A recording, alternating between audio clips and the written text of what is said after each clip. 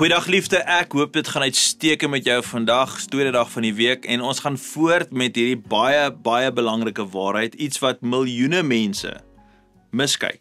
Gister het ons gepraat oor mense wat dink hulle gaan hemel toe omdat hulle 'n goeie mens is. Mense op hulle eie meriete, hulle eie standaard van moraliteit, is hulle kompas en hulle roete op pad hemel toe, maar tog, dis 'n groot misverstand.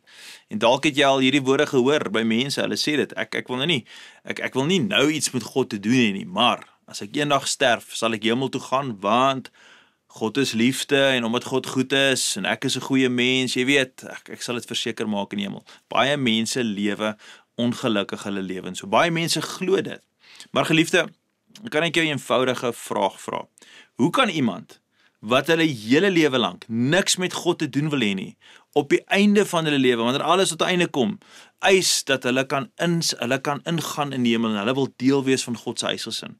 Nou as ek kan voortbou op dieselfde storie van gister, stel jy voor jy lewe 70, 80 jaar lank, en jy het geen tyd vir Jesus gemaak nie, jy het geen tyd vir hom gehaat nie, jy lees nooit sy woord nie, jy ignoreer die Heilige Gees se stem, jy leef eerder volgens jou eie waarheid, jou eie insigte, jou eie wysheid. Soms selfs gaan mense so ver, soms was jy een van hulle. Soms spot jy selfs met die evangelie. En dan op jou laaste asem, sê jy, Here, laat my asseblief in die hemel in. Ek is 'n goeie mens en ek verdien om deel te wees van u huisgesin. Maar geliefde, dit is nie wat God soek nie. Dis nie hoe verhouding werk nie.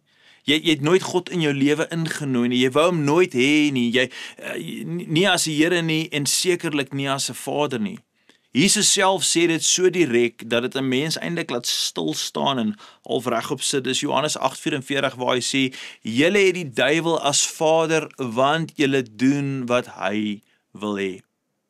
Geliefde, daai is harde woorde, dit is nogals intens, maar dit is wat Jesus gesê het en vandag steeds bly sê, want hy wil hê ek en jy moet eintlik net die waarheid raak sien. Paulus sê vir ons dieselfde in Romeine 9 vers 7 tot 8, wanneer hy sê, nie almal is kinders van God nie die wat deur die belofte gebore word. Geliefde, met ander woorde, nie almal wat asem het, is outomaties God se kinders nie. Maar almal wat inteendeel Jesus aanneem, saligmaker en verlosser word dan familie van God. En hierdie is die hartklop van God. Hy verwerp niemand wat hom aanroep nie. Hy draai niemand weg wat sy seun ontvang nie. Maar hy gaan jou nie forceer om sy kind te wees nie.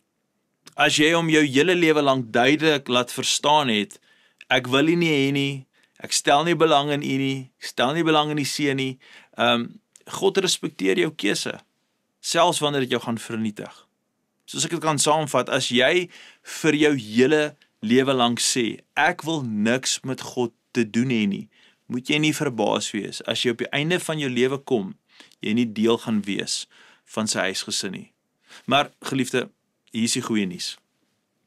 Jy hoef nie nog 'n dag so te leef nie. Daar is nie nog een dag wat hoef verby te gaan, waar jy vir jouself en volgens jou eie morele standaarde te lewe nie. Nee, want wanneer jy vir Jesus Christus innooi in jou lewe in, wanneer jy ophou wegstoot en begin nader kom, maak God jou sy kind. Nie net sy skepsel nie, hy skuif jou van skepping na kind.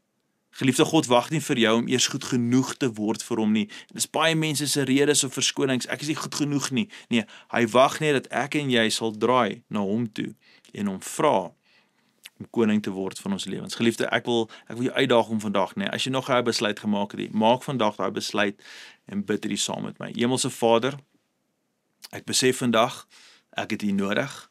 Hemelse Vader, ek wil graag deel wees van U huisgesin. Ek wil graag weet dat my lewe is 'n lewe van sin en betekenis, en daarom wil ek nie lewe vir en deur myself nie, maar ek wil lewe vir en tot U. Daarom is my begeerte vandag, Vader, dat ek my lewe in U plaas, en my vertroue in U plaas. Here Jesus, kom lewe in my hart. Geliefde, as jy vandag daai gebed gebid het, en jy is nog saam met my hier, asseblief los 'n kommentaar en sê, ek kies vir Jesus, of ek het ja gesê vir Jesus.